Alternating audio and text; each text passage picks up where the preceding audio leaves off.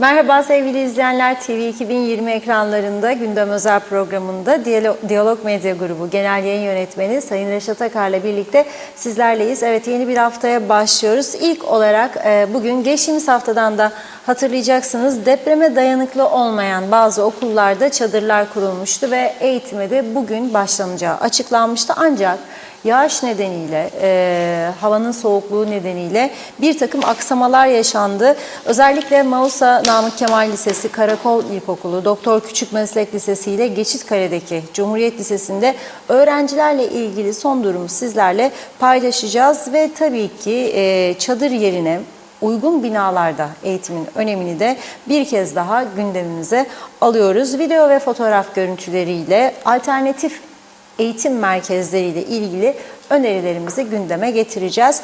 İkinci olarak Türkiye'de yaşanan deprem nedeniyle Kuzey Kıbrıs Türk Cumhuriyeti turizm sektörüne yönelik olumsuzluklar devam ediyor. Elde edilen bilgilere göre Kuzey Kıbrıs'a gelen Türk turistlerin sayısında yaklaşık %70 civarında bir düşüş var. Bu durumda tabii kara kapılarının daha da önemli hale geldiği istatistiklere yansıdı. Kuzey Kıbrıs'a Ercan'dan ve kara kapılarından giren yabancılarla ilgili detayları yansıtacağız. Son olarak da polisin hafta sonu yaptığı denetimleri ele alacağız. Yine çok sayıda sürücüye ceza kesildi. Yine detaylarını konuşacağız. Hepsi ve daha fazlasıyla sizlerle birlikteyiz. Reşat Bey merhaba. Merhabalar Funda Hanım. Herkese hayırlı günler, hayırlı haftalar dileyerek başlayalım. Evet, bugün beklediğimiz yağmurlar da geldi. Bereketli olur inşallah.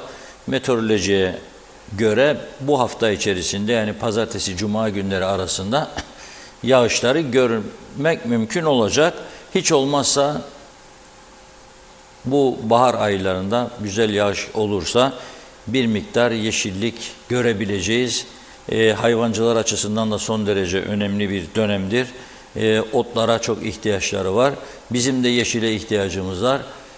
Göletler kurudu. Onun için göletleri su dolması diye bir durumdan söz edemeyeceğim ama hiç olmazsa toprak biraz su çeker. Toz duman bir süreliğine kaybolur. Bizler de temiz hava alma şansına ulaşırız. Evet, şimdi meteoroloji bir hafta önceden bugünden itibaren yağışlı bir havaya girileceğini duyurmuştu. Ayrıca tabii ki insanlar ne yapar? Önemli bir planlama yapacakları zaman, mesela açık hava konseri, mesela seyahat. Ben mesela seyahat yapacağımda gideceğim ülkenin hava raporuna bakarım. Gideceğim güzergahtaki hava raporuna bakarım. Çünkü göz göre göre sert fırtına, şiddetli yağışlar falan filan risk alıp da türbülanslarda heyecan yaşamaktansa iyi günlere bakmaya çalışırım. Her insan, büyük çapta insanlar genelde böyledir. Bazıları hiç dikkat etmediğini söyler ama çok da dikkat edenin olduğunu biliyorum. Avrupa'da özellikle aynen bu diyalogda olduğu gibi hava raporu gazeteyi açar açmaz ikinci, üçüncü sayfalardadır. Çünkü havaya bakmadan hiçbir şey olmaz. Gezmeye gitmek isterseniz, parka çıkacaksanız, çocuğunuzu gezdirmeye gideceksiniz, bir deniz kenarına, havayla ilgilenirsiniz. Uçuş yapacaksanız, gemiye binecekseniz ilgilenirsiniz. İşte dediğim gibi konser, açık havada tiyatro, gösteri, yürüyüş, etkinlik, festival, bunlar önemli meselelerdir. Şimdi bizim öyle anlaşılıyor ki bugün çadırda eğitim başlaması kararı alınırken meteorolojiye hiç bakmadıkları belli oluyor. Çünkü baksalardı bu çadır işini birkaç gün daha erteleyeceklerdi eminim. Ve bugün yaşandığı kadar da kötü bir tartışma ortamına girilmeyecekti. Gördüğünüz şu anda bu bölge Geçitkale'deki Cumhuriyet Okulu'dur. Yağmuru gören çocuklar koşa koşa o tehlikeli olduğu iddia edilen binaya döndüler. Tabii ne oluyor? Sosyal medya bugün patladı, kırıldı. Bu mudur? 63'e geri döndük. Da çadırlarda eğitim, gar olsun bize bunları yaşatanlar. Hala daha görevdesiniz falan filan. Bir yığın eleştiriler. Şimdi doğrudur. Bu olmaması lazım. Ama bunun olmasını hep birliğiyle sağladığımızı da kimse görmek istemiyor, ona üzülüyorum. Bugünlere gelişi hep birlikte sağladık. Kimse bunu görmek istemiyor. Bugün işte bak da bu muydu? Buydu olacağı. Çünkü senin gelirin yok. Ürettiğin narenciyeyi satamıyorsun. Üreticiye parasını ödeyemiyorsun zamanında. Sen bu ülkeye doğru dürüst turist getiremiyorsun. Bir havayolu kurdun. Defalarca sana Türkiye para verdi. Batmış havayollarını kurtarasın diye. Sen onun da gene onu da batırdın. Turist de getiremiyorsun.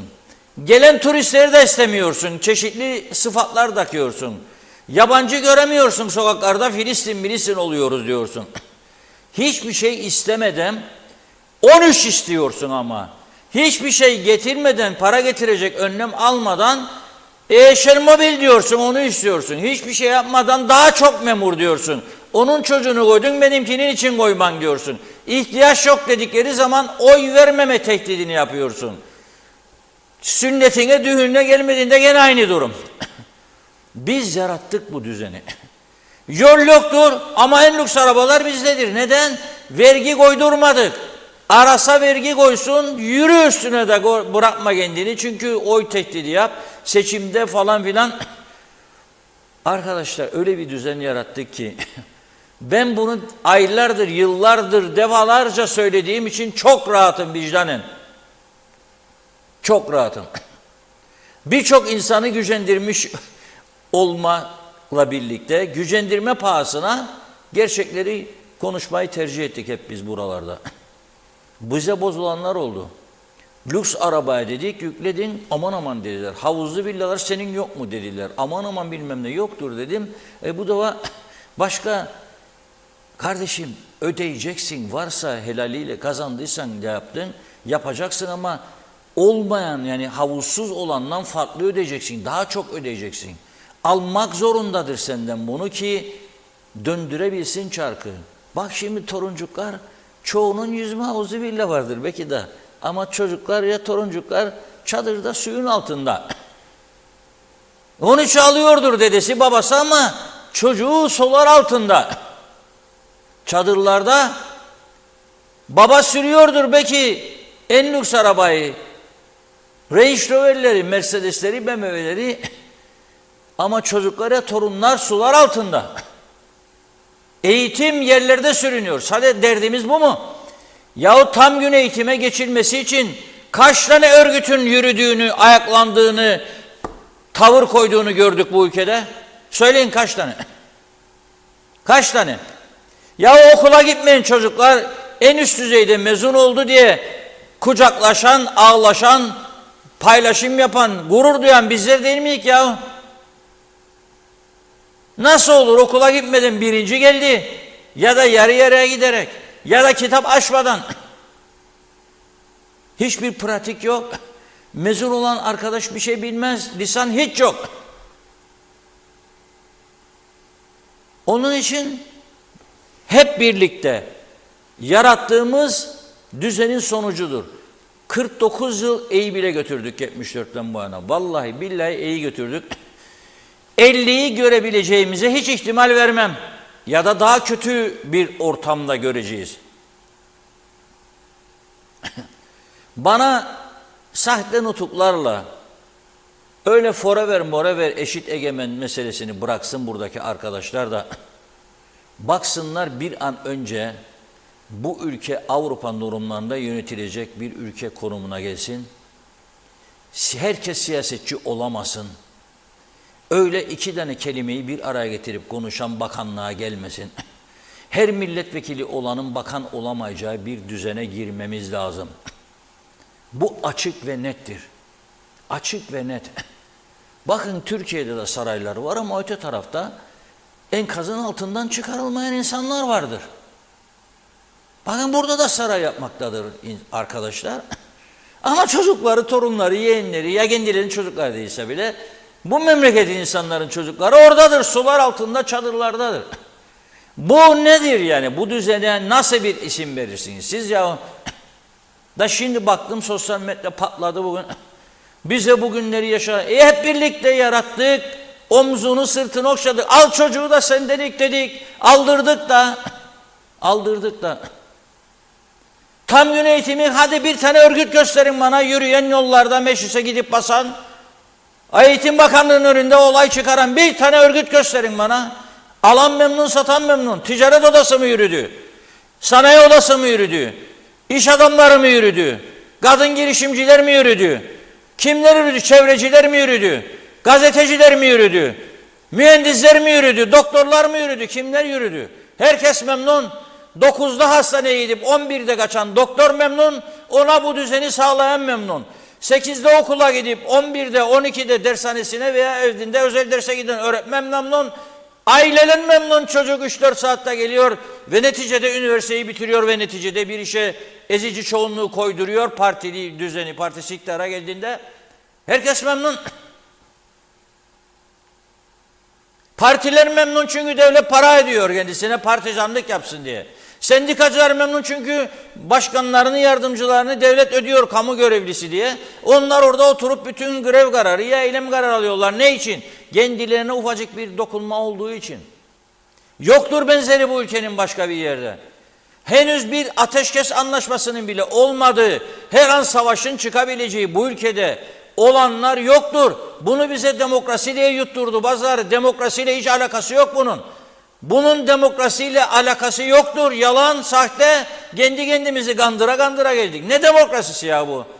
Ne demokrasisi ya bu? Saat 8'de okula bıraktığın çocuğu 8.30'da ailelere telefon geldi de grev başladı bu okulda çünkü bir hademe eksiktir ya da sürgün edildi diye. Ama tam gün eğitim için bunu hiç kimse yapmadı. İstemezler çünkü alan memnun, satan memnun. 8'de okula git, 11.30-12'de eyvallah git dershaneye git eve tamam.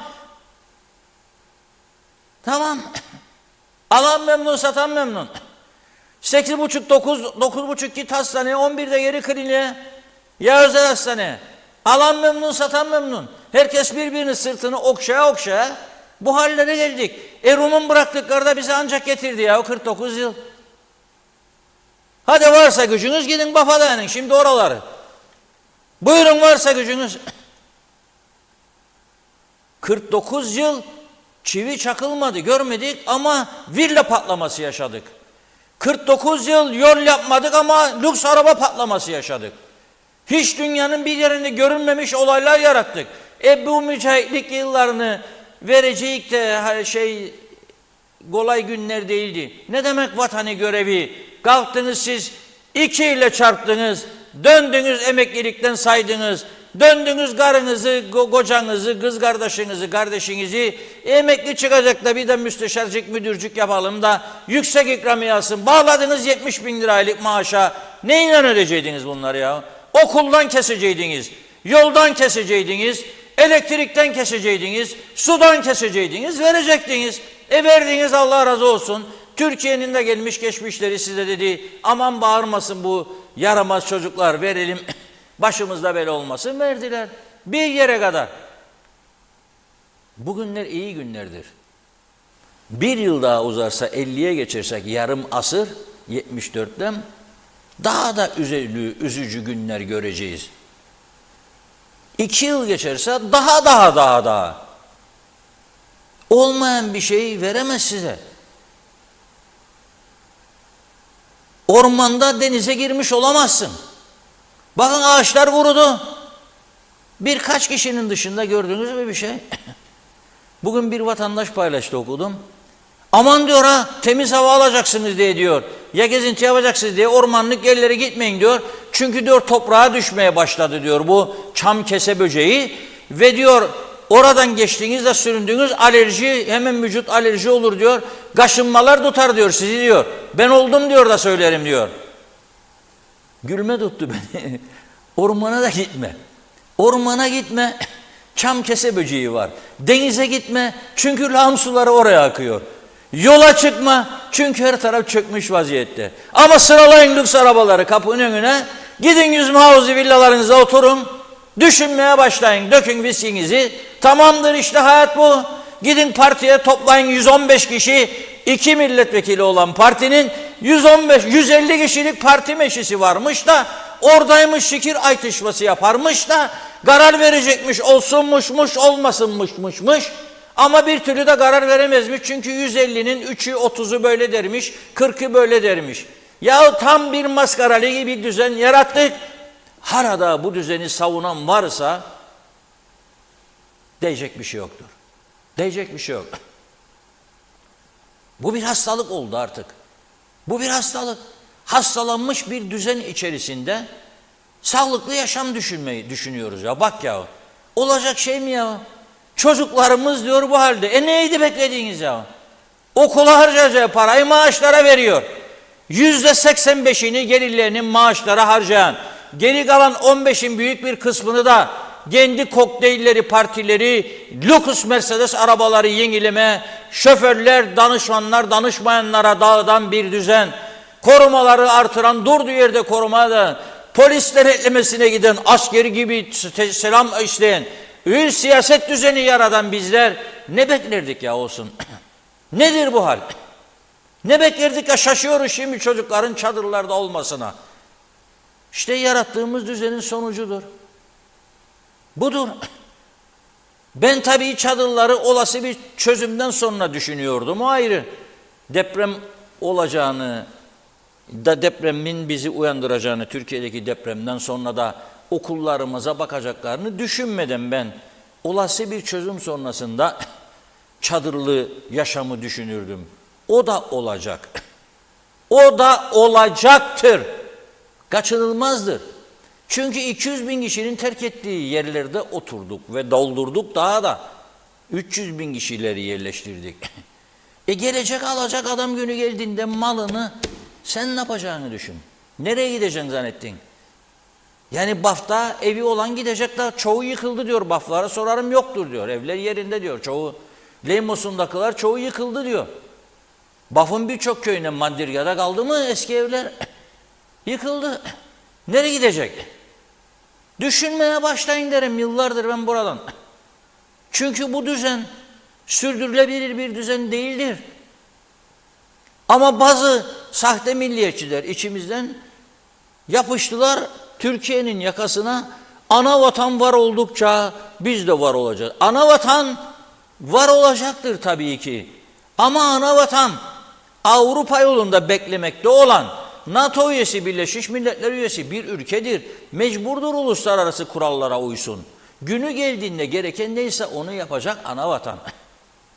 Sen burada ne yaptığını söyle bana. Sana sağladığı bir ganimet düzeni oldu 74'ten sonra. Sen o elde ettiğin olanakları ne yaptın onu anlat bana. Sen devlet kurdun 83'te gözdaşları arasında. Rauf Denktaş, Doktor Fazıl Küçük, Osman Örek 3 arkadaş kucaklaştılar. Bunu gördün, izledin, sen de gururlandın, gözyaşlarını akıttın da ne yaptın bunu geliştirmek, güçlendirmek için? Her sene seçim, her 3 ayda bir hükümet değişikliği, her hükümet değişikliğinde üst kademe değişikliği, her üst kademe değişikliğinde müşavirler ordusu ve dağıt 70 binleri, bunlardan rahatsız olmadın sen. Olmadın. Çocuğun yedek subay yapsın diye askerliği, beden eğitimi okusun da ne olursa olsun dedin sen. Neticede ben bunları tehdit edeceğim, seçim zamanı girecek bir işe dedin. Ve demeye devam ediyorsun. Seni öyle bir düzene yarattı. Öyle bir düzen yarattılar sana, sen de bu düzenin savunucusu oldun. Olmayanları tabii vardır tabii olmayanlar. Ben genelleme yapıyorum, ezici çoğunluk. Farklı düşünenler olabilir, ben hiç ilgilendirmez. Herkes de istediğini düşünebilir, hakkıdır, özgürdür. Ama ben bakıyorum, fotoğrafa bakıyorum yıllardır. Bu fotoğraf tamam değil diyorum ya. Ya çeken adamda hata vardır, ya poz verenlerde hata vardır. Biz sahte pozları verdik gülücükler, altımız çirkef. Biz onun üstünde lüks bir yaşam fotoğrafı verdik. Çek bakalım bizi ama altımızı alma ha. Çekerken üst taraf nasıl şimdi Facebook'ta falan Instagram'ı paylaşırken filtre koyarlarmış böyle. Bir bakarsın Allah dersin. Bir zamanların Brigitte Bardot. Yakından gördüğün zaman da aman Allah'ım dersin. Bu muydu? Aynı durum. Çirkefin üzerinde bir halı serdik. Çıktık üstüne. Lüks bir şey. Çek bakalım fotoğrafımızı. refah ve mutluluk içinde yaşayan, özgürlük içinde yaşayan Kıbrıslı Türkler.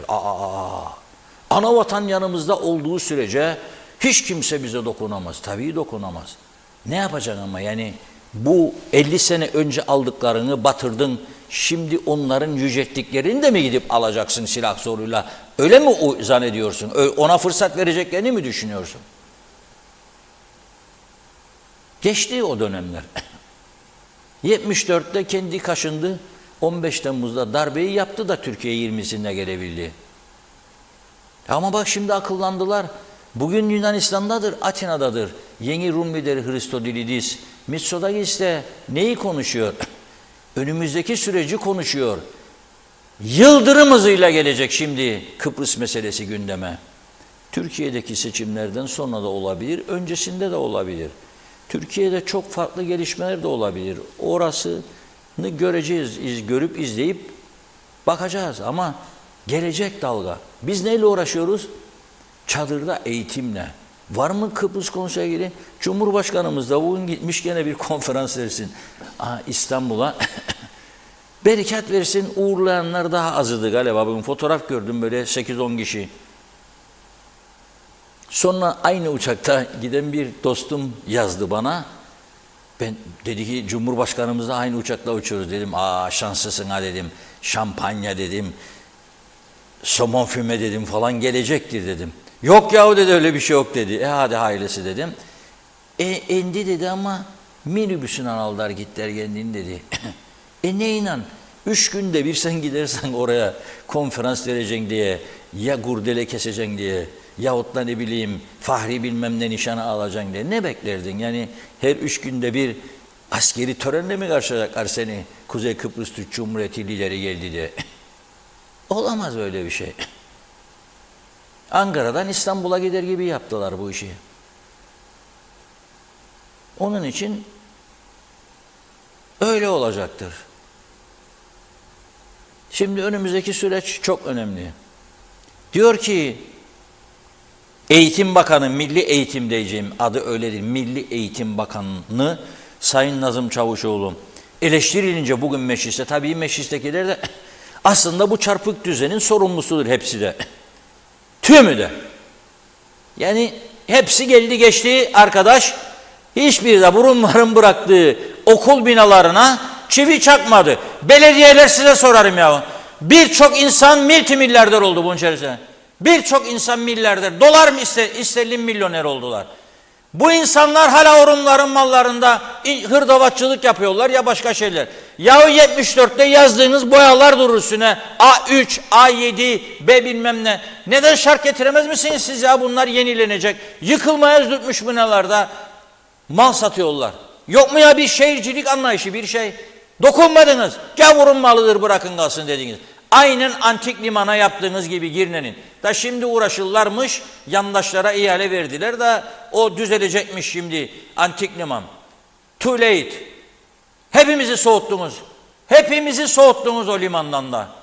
Ne bulduysanız mahvettiniz, hepimizi soğuttunuz.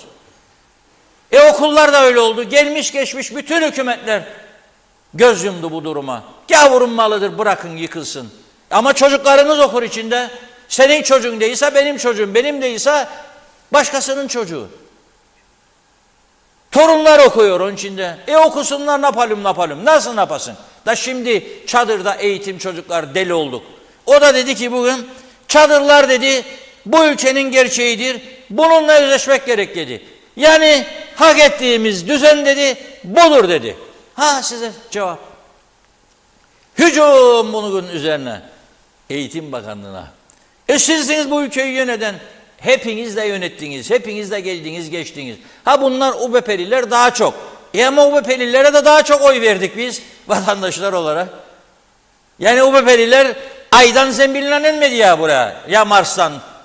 Biz getirdik. Getirmeye de devam ediyoruz. Ya o aynı kabinenin içerisinden Bakanlar Kurulu bakıyorum böyle bir liste. Burada başbakan oturur. Burada bakanlar oturur böyle bakınız. 10 kişi orada aynı partiden bir bakan Bakan olduğuna sevinmiyor. Yani onun gereklerini yerine getirmeyi düşünmek yerine nasıl buradakini ekarte edecek? Çünkü 3 tane değişti. Bir senede 4. ne zaman değişecek?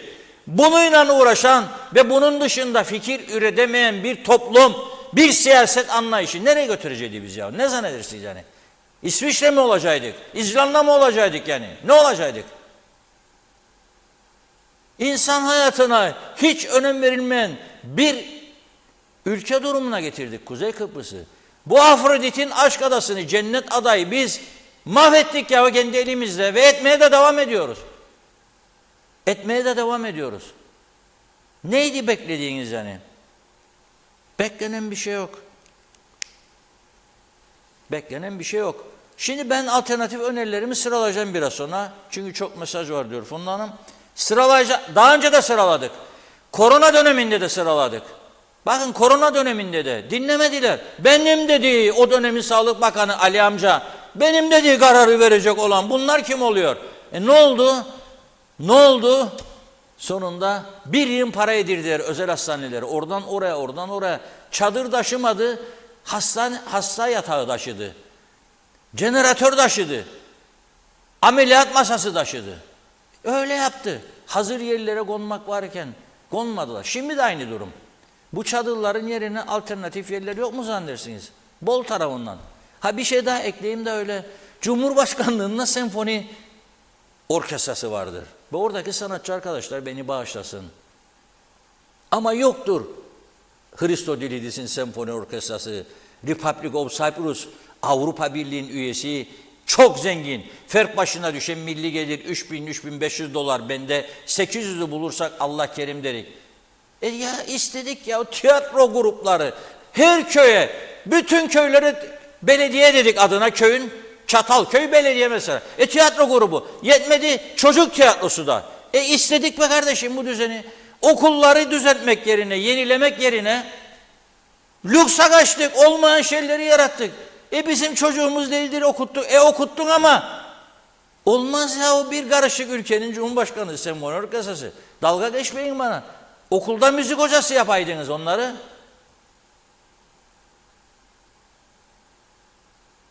Neyse buyurun Funda Hanım. Hızlıca başlayalım. Çok çok teşekkür ediyoruz. Giden çok mesaj oldu tabii.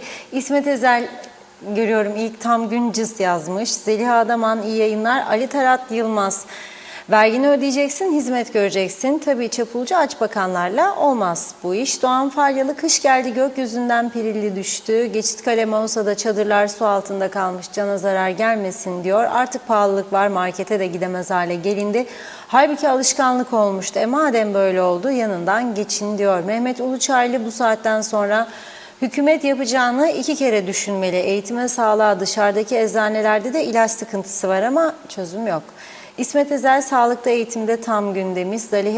Zalihe Yababa hayırlı yayınlar. Nazım Bakan gerçeklerle yüzleşin dedi. Evet yüzleştik diyor. İsmet Ezel bu çadır sadece Çavuşoğlu'nun suçu mu? 48 yılda kaç parti eğitim bakanı oldu? Hasan Nihat Erduran diyor ki yine ambargolu izole ulaşımsız ekonomi olmaz. Rum ve Türkiye ekonomisi arasında ancak ezilir tek gerçek budur demiş. Evet Ercan Ercanlar depreme dayanıksız binaların öğrencileri sağlam okullarda 13-16 arası eğitim yapamaz mıydı? Çadıra da gerek yoktu ama özel derse gidecek hocalar 13'ten sonra onun için kabul etmezler diyor. Necati Özduru partisi oy kaybeder aman ha böyle kafaya böyle tıraş. Celal Harun Şifa Harun'un mesajını aktarmış. Hayatımıza anlam katan, hüznümüze ortak olan, umudumuzu kırmayan, iyi ki varsın dediğimiz tüm yüreği güzel dostlara selam olsun. İsmet Ezel, hasta ne de ilaç yok, cuma günü Gazi'de de yoktu, yarım günüm geçti, ellerim boş kaldı. Erkan Kocabaş, aynen Reşat Bey, zenginden havuzlu villası olandan %50 ödesin, asgari ücretle aynı ödemesi adalet değil. Yusuf Kocapınar, sayılı kış günleri 21 Mart'ta biter ama tüm dünyada iklimler değişti. Yapacağımız işleri iyi hesap kitap yapıp önlemimizi aldıktan sonra hareket etmeliyiz. Mehmet İnancı çadırda eğitim olmaz. Reşat Bey sular basmış. Çocuklar çamur deryasında eğitim mi yapabilir? Orta çağda mı yaşıyoruz? Ulus Barani bu düzeni hep birlikte yarattık derken bu halkı Niye suçluyorsunuz diyor. Biatçıları suçlayın demiş. Bunlar yaptığını halka mal ediyor. Yüksel Öner, evet öyle geliyor ki bu iyi günlerimiz gibi. Devlet bir ara arsa dağıtacaktı. Ne oldu? Hükümet tepeden tırnağa yenilenmeli. Ne hükümette ne muhalefette iş yok. Şu an CTP başa gelse daha kötüye gider. Kötünün iyisi diyelim.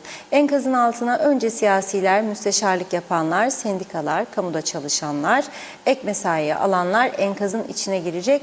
Sonra halk girecek. Şenol Tatlıcıoğlu çok selamlar. Doğruları söylersin Reşat abi demiş.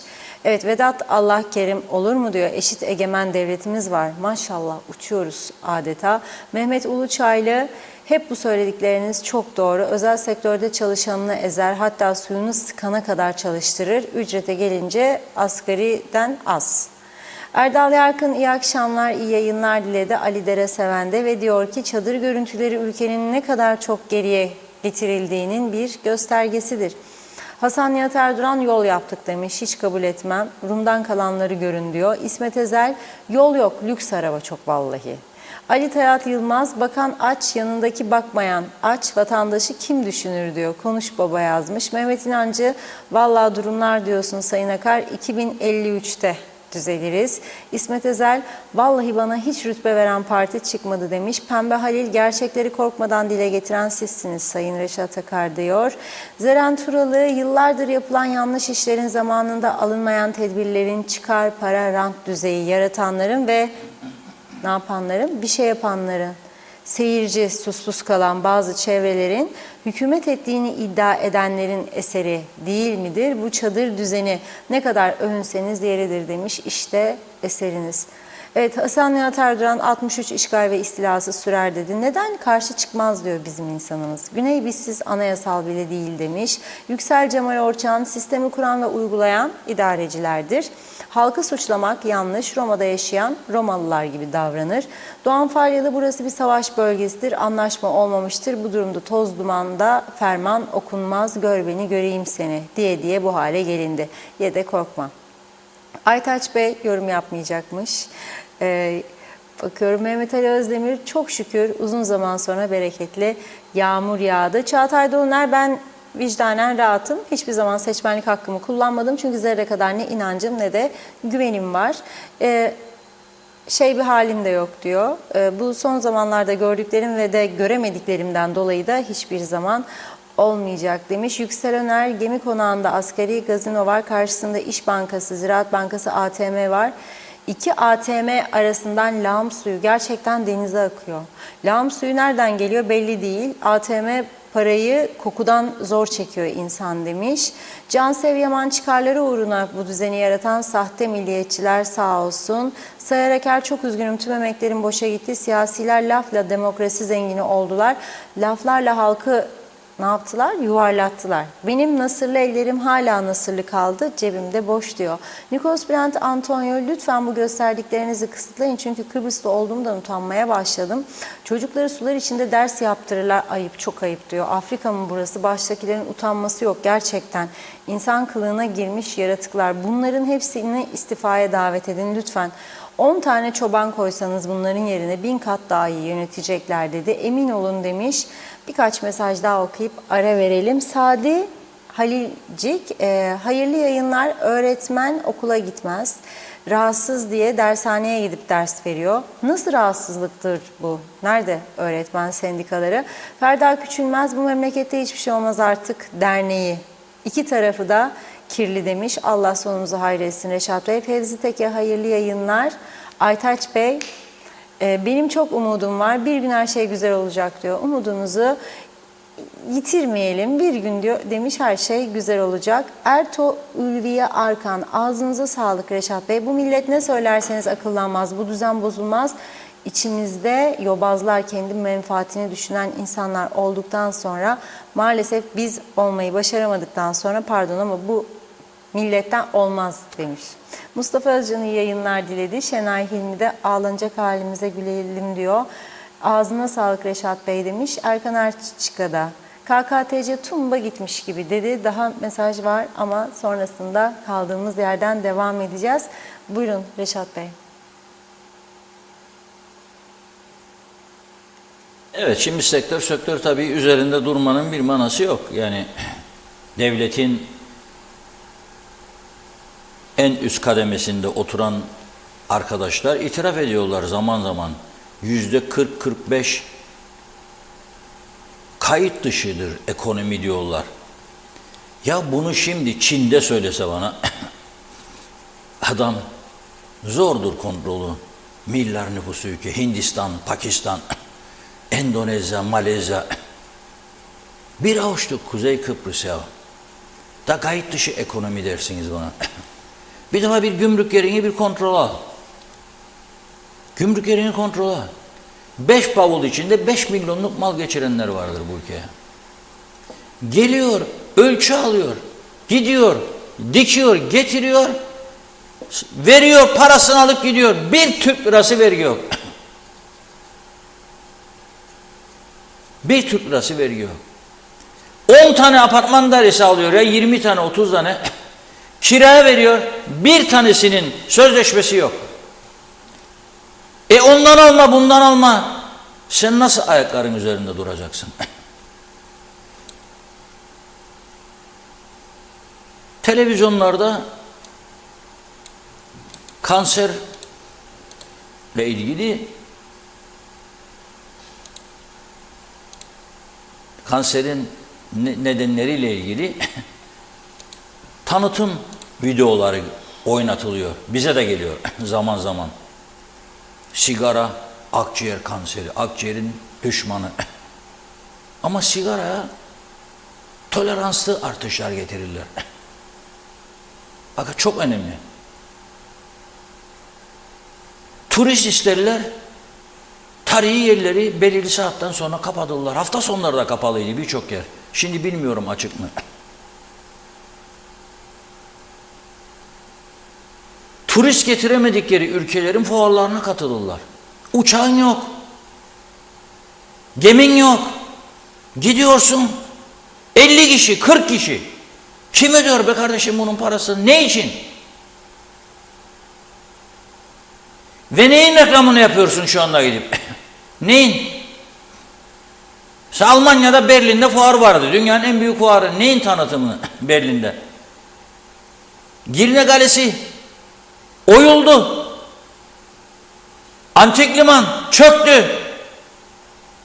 Manastırlar büyük bir çoğunluğu çöktü. Neyin tanıtımını yapıyorsun? Nereye gelsinler? Nereye? Yollarda uçan arabaları görmeye mi gelsinler buraya? 100 kilometre yazdığın yolda 180-190 giden çılgınları görmeye mi gelsinler? Sağ selim dönüp dönmeyeceğini bilmeden. Oralara para var. Ama okulları yenilemeye para yok. Sağlıklı bir turizm politikası yapsalar, onun üzerine tanıtım yapsalar, helal olsun diyeceğim. O da yok. Esas bize turistlerden gelir, biraz sonra geleceğim, kara kapılarından. Oralarda geliştirmezler. Kasıtlı bir şekilde. Çarpıcı örneklerle getireceğim gündeme biraz sonra. Kara sınır kapılarının önemini. Şimdi devam edelim. Pandemi sürecinde iyi saatler olsun Ali amcamıza dediydik. Bütün herkes ona Ali abi, Ali amca derdi. Onun için söylüyorum ben de. Yoksa Ali Bey çok sevdiğim, değerli bir insandır. Ali Bey inat ve ısrarla Lefkoşa fuar alanı istememişti, pandemi hastane olsun. Sonra hiç olmazsa şey yaptılar orayı, aşı merkezi veyahut da PCR kontrolleri. Ama orada binalar hepsi klimalı, müthiş, sapasağlam. Kullanmadılar. Şimdi çadırlara götüreceğinize çocukları dedik. Mausa'danmış çocuklar, Lefkoşa'mış gelecekmişmiş. Geçikkale kaç dakikadır? Bugün suların içinde yüzeceğine çocuklar fuar alanı tertipleseydiniz bir haftada mükemmel olur. 5G ihalesini verdiğiniz ya da 4,5G. O GSM şirketleri şu korkunç karlar var ve bangalar. Deseydiniz gelin bakalım buraya, görelim biz sizi. Hadi bu fuar alanını sen falan banga ve falan banga Atatürk Spor Salonu'nda geçici bir süre o boş olan salonlarını falan banga dersliğe çeviriyoruz. 2000-3000 öğrenci buralarda istihdam dersleri çok daha kaliteli bir şekilde yürütebilirdi. Doğu Akdeniz Üniversitesi var. Şimdi hangi hocayla konuşursanız konuşun, nasıl gider eğitim? Ya bu Türkiye'deki deprem bizi fena vurdu. Ne oldu? Öğrencilerin yarısı gelmedi. Ha bir var, deprem bölgesindeydi gelmedi. Bir de var başka bölgelerden ve onların da bir kısmı gelmedi. Önümüzdeki sene belki birçoğu gelmeyecek. Neden mi? Takip ederseniz doğru haberleri Türkiye'de öğrenirsiniz nedenleri. Mesela bugün Laleli'de röportaj yaptı Bloomberg muhabiri. Oradaki esnaf sorumlusuyla. Nasıl gider dedi. Cevap, nasıl gidecek dedi. Her gün dedi televizyonlar İstanbul'da deprem oluyordu. Ne beklerdiniz dedi. Turist mi gelsin dedi buraya. Yılın dedi ilk 2 ayı %30 düşüşte başladık. Ve bunun dedi artması beklentisindeyiz. Görünen köy kılavuzu %30 düşmek demek dedi. Burasının çöküşü demektir dedi. O esnaf orada kan ağlamaya başladıysa çocuğunu buraya nasıl gönderecek eğitime, dolarları bulup da ödeyecek zannediyorsunuz. Şimdi bu fotoğrafları arkadaşlar ben konuşmaya başlamadan getirdiler. Biraz acele ettiler. Konkur geri geldi demektir bu. Doğu Akdeniz Üniversitesi'nin sadece orayı, çünkü 3 okul Mausa bölgesi, Namık Kemal Lisesi Mausa, Garagol İlkokulu Mausa, Doktor Fazıl Küçük Endüstri Meslek Lisesi Gazi Mausa. Doğu Akdeniz'de Gazi Mausa. Şimdi öğrencilerinin yarısı gelmediyse bu okulun derslikleri büyük çapta boş demektir. Bunlar da bu şimdi fotoğraflarını bir bir ekrana getirdiklerimiz Doğu Akdeniz Üniversitesi'nin konferans salonları. Mesela bir tanesi Arsinoe, söyleşi, seminer ve konferanslar için uygun olan salon 200 kişilik koltuk kapasitesiyle amfi şeklinde düzenlenmiştir. Mevcut teknik donanımında ses sistemi, projeksiyon cihazı, DVD, VCD, projeksiyon perdesi, beyaz yazı tahtası, stand poster panosu ve flip chart bulunmaktadır diyor. Funda Hanım hazırladı. Bunları ondan rica ettim. Emek harcadı. Bir buldu, görüntüleriyle çıkardı. Dedim bir bak bakalım neleri var, tanıtım yapıyor ya bu üniversiteler. Hemen girdi internet sitelerinde buldu. Ben uydurmuyorum bunları. Ya bak beyaz tahta var. Projeksiyon cihazları var. DVD, VCD, perdesi, merdesi, panoları. 200 kişilik sadece bir salonu. Bomboş. Devamlı konferans yaparlardı eskiden. Şimdi para suyunu çekmeye başlayınca mecburen sınırlayacaklar. Sınırlamadılarsa da sınırlamak zorunda olacaklar. Sınırlandırmaları gerektiği uyarısını da yapıyorum burada. Salamis salonu. Toplantı, ders ve seminerler için uygun olan 100 kişilik 100 koltuk kapasiteli ve toplantı masalarıyla bu ayrıdır. Koltuk dedim, koltuklu olan o da. İstenilen oturma düzenine dönüştürülebilmektedir diyor. Bakın iyi dinleyin. İstenilen oturma düzenine dönüşebilir diyor o koltuklu salon. Sandalyeli değil. Mevcut teknik donanımda projeksiyon cihazı, DVD, VCD projeksiyon perdesi, beyaz yazı tahtası, stand poster panosu, flip chart bulunmaktadır diyor. Koltuklu salondan bahsederim. Bu ötekidir. Koltuk değişecek yani demek isterim fotoğraf. Koltuk. Koltuklu salonlar vardı geçtiğiniz biraz önce.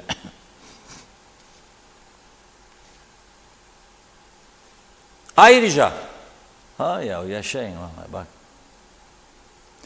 Ayrıca küçük toplantılar, dersler, seminerler için uygun olan salonlar var diyor. 60 kişilik koltuk kapasite toplantı masayla istenilen oturma düzenine dönüştürülebilen mevcut teknik donanımlarında projeksiyon cihazı, DVD, VCD projeksiyon projesi, beyaz yazı tahtası, ıslah poster panosu, flip chart bulunan 4 salon mevcuttur diyor. Lambusa, Soli, Porto del Mare, Otello. Ne olanaklar var? Ne olanaklar var? Neyse, öğrendim ki sonra Milli Eğitim Bakanımızdan şu anda Doğu Akdeniz'de 400 civarında ders almaya başlayan öğrenci varmış. Bunu da büyük bir memnuniyetle karşıladım. Bu bahsettiğim Mausa'daki bütün okulların, 3 okulun öğrencilerini ilkokulda dahil sadece orası barındırabilir. Gelelim Cuma günü o görüntüleri bulacak arkadaşlar. Maraş, Gazi Mausa Kültür Saray. Biz orada halk meclisi yaptık. Sordum, bomboştur dediler. Hiçbir şey yok. Ara sıra açılırmış. Ayda bir, 3 ayda bir, 5 ayda bir. Sırf Maraşlılardan oy alsın diye eski başkanlar yapmış orayı. Toplantı olursa açıyorlar. Orası duruyor. Bakın. Bomboş. Hiç kimse yok içinde. En az 150 öğrenci ders görebilir. O da yok. Bak bir oturup aralarında demişler ne yapalım? Çadır kuralım. Deprem bölgelerinde olduğu gibi. Ama şimdi daha mühimine geleceğim. Daha önemli bir noktaya geleceğim. Askere başvurdular. Belli ki çadırlar askerden geldi. Asker dedi vardır elimizde. Asker hazırlıklıdır her zaman. Her koşula. Ve askerden rica edince ne yapsın asker? Tamam dedi. Kuralım dediler. Taşıdılar askeri araçlarından, kurdular da helal olsun. Ama bu kadar olanak var elde. Bunu ülkeyi yönetenlerin akıl erdirmesi lazımdı başında. Akıl erdirmesi gereken onlardı. Yardım almaları gerekirdi bazı fikir insanlarından. Ne yapılabilir diye. Ya bir süre önce kaybettiğimiz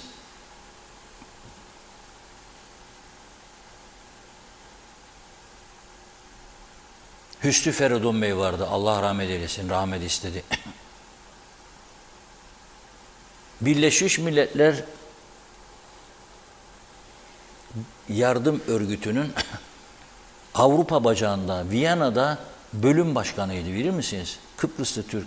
Ama ondan önceki geçmişi eğitimle ilgiliydi. Eşi de ülkenin ilk müdürlerindendi. 2 sene de Allah'tan rahmet diliyorum. Bu ülke öyle insanlar yetiştirmiş ülkedir. Şu anda bu ülkede onların torunları var, çocukları var yahut da birçok insanlar var, dünya görgüsü almış. İngiltere'de, Oxford'larda, Amerika'da, Harvard'larda okumuş. Çok iyi fikir sahibi insanlarımız var. Dünya görmüş. Türkiye'nin iyi okullarında eğitim görmüş. Ama birçok ülkede deneyim kazanmış. Çalışarak, görerek, yaşayarak. Fikir alır ya insanlar. Biraz bir şeyler. O da yok. Yürüyün de korkmayın de. Peki gelelim iş adamlarımıza.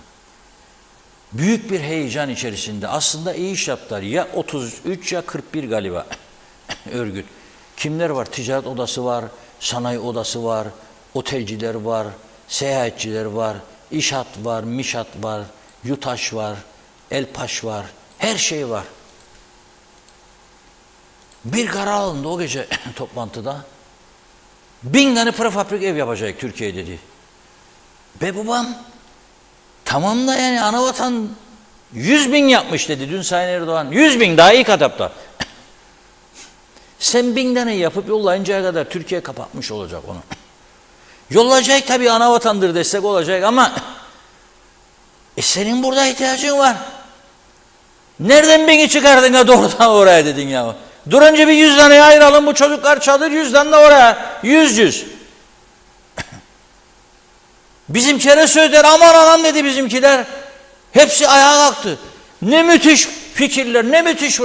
Ya Allah razı olsun dediler. Ama sonra dediler 13 toplayabildik. 13 milyon. Çünkü daha çok para isteyecek. Alalım memurdan, emekliden, golüm yaparsınız, 1000 tane yollarsınız. Ya bu nasıl bir dağınık düzen ya?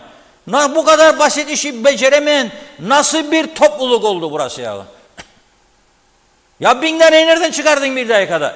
Madem paran yok, önce topla, topladığın paraya göre de açıkla.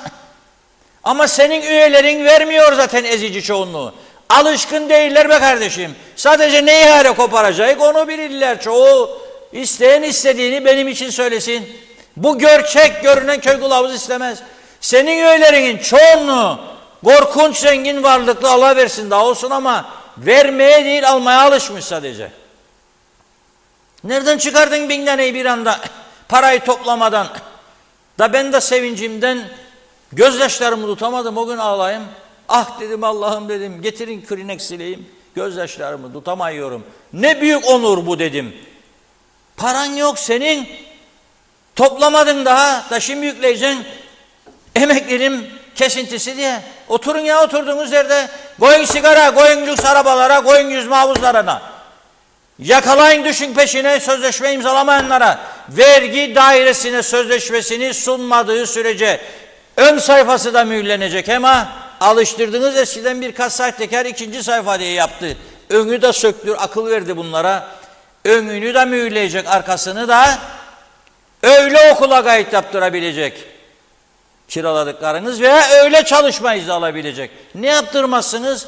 1 dakikalık iştir, bakanlar kurulu kararı. 1 dakika. Emri vereceksiniz çalışma dairesine. Önü arkalı mühürlü gelecek. İkametgah adresi, sözleşmesi kiranın. Bak nasıl para yakar sana. 10.000 tane de yaparsın prefabriği. Ama senin burada çocuklarını çadıra atıyorsun. Bana diyorsun Türkiye'ye 1000 tane prefabrik yollayacaksın. Ma ne inan ya? Ayakkabının altı delik, su aldı, farkında değilsiniz siz. Sizinkiler sağlamdır diye tabii ki. Yapamazsınız bunu. Yapamayacağınız işlere girişiyorsunuz.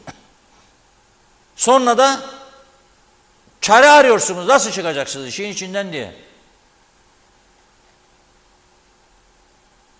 Olmaz. Onun için şimdi bakıyorum, bağıran bağırana, vay efendim çocuklarımıza bunu mu layık gördü? Neydi beklediğiniz? Neydi? Üstelik Geçikkale. Yahu siz bu Geçikkale'nin havaalanını büyük bir marifetle 90 yılında kilitlediler değil mi? Havaalanı 90 yılında kilitlediler. Elektrik direği diktiler kasıtlı olarak havaalanı etrafına ki uçuşa iniş kalkış olmasın. Hanginiz sesinizi çıkardınız? O Geçikkale'den bahsederim. İkinci havaalanı olmasın. Ercan yeter dediniz ama inemiyor. Dün gece sis varmış, bugün orada görev yapan arkadaş yazıyor, söylemeyeyim işini de başı belaya girmesin. İnemiyorlar diyor sisli havada, sorgulayın diyor, aile sistem çalışmıyor mu acaba? Instrument landing sistem, uçakların her hava koşulunda inişe kalkışına yardımcı olan sistem. Ercan'da son teknoloji değil, 100 metrenin altını göstermiyor bildiğim kadarıyla. İnemiyormuş uçaklar, gider dolaşır Karpaz'ın Mausa'nın üstünden geri gelir. Görerek inecek. Tamamen riskle dans ediyorlar. Riskle dans ediyorlar yıllardır. Riskle dans ediyorlar. Geçikkale'nin Cumhuriyet Okulu. Ne oldu? Oraya öğrencileri hem de yağmurlu bir günde. Meteorolojiyi de dinlemeliler. Ya meteorolojinin raporuna bakarak erteleydiniz bari bir hafta. Şimdi bunu gören anne baba, ben olsam çocuğumu yarın yollar mıyım okula? Siz yollar mısınız sorarım. Buraya gönderir misiniz yarın çocuğunuzu? Zaten aldığım bilgiye göre Mausa muhabirimiz Hüseyin Çiçek'ten Garagol İlkokulu Namık Kemal'in bir kısmı ve Doktor Fazıl Küçük Endüstri'nin büyük bir kısmı bugün çocuklarını okula göndermemiş zaten gene. Biz çadırlarda eğitim istemiyoruz diyerekten göndermemişler. Zaten bu eğitim yılını biz bu şekilde harcadık demektir. Harcadık. Onun için bir an önce bu az önce verdiğim örnekler 2 tane, 3 tane, 5 tane kaliteli otobüs kiralarsınız. Maaşlara bulup ödüyorsunuz değil mi? Örtülüleri ödüyorsunuz değil mi? Şimdi durdurdunuz. Siyasi partilere 64 milyondan sadece %10 kestiniz. 6,4 milyon. Yarısını kesin 30 milyonu koparırsanız oradan bu çocuklar en lüks otobüsleri kiralarsınız. Mausa'dan fuar alanına da gelebilir. Atatürk Spor Salonu'na da gelebilir. Veyahut da Davü'ye de taşırsınız Mausa'dan, belirli yerlerden, okul önünden. Şimdiki mevcut okulu neyse onun önünden otobüsler kalkar götürür çocukları, otobüs geri getirir. Veya aileler oradan arar, oraya götürür, oradan arar. Alternatif çoktur ama bunların üstüne duran da yoktur. Anlaşılan odur.